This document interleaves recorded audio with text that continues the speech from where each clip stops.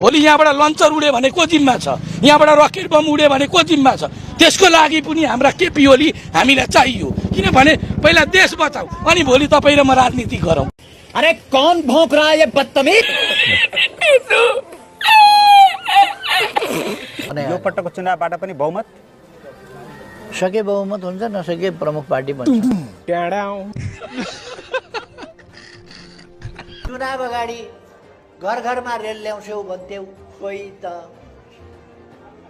घर घरमा रेल ल्याएर अनि तपाईँको घर चाहिँ कता उछिटिन्छ नि?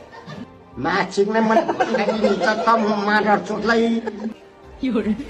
खुब बढी बढेछ जस्तो होबाट सक्कल नदेखेर भाग हुन्छ भन्थे।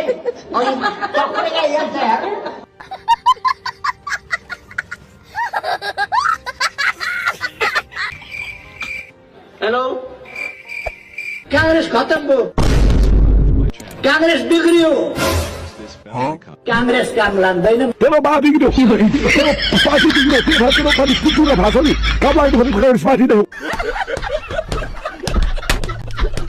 अलेन्द्र शाह नगरौँ न, यो यस्तो नगरौँ न।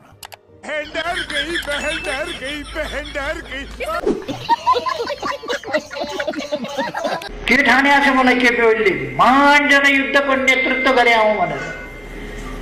मैले हाम्रो घरको एउटा तिल्के भन्ने गोरु थियो, त्यो सम्झेँ।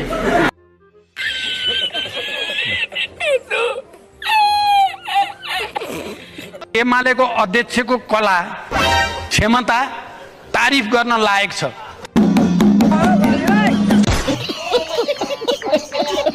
मलाई त प्रधानमन्त्री नभइकन त म बस्नै सक्दिनँ क्या। डाँडी नहाल्न हाल्नलाई खाना छ चोरोमा अब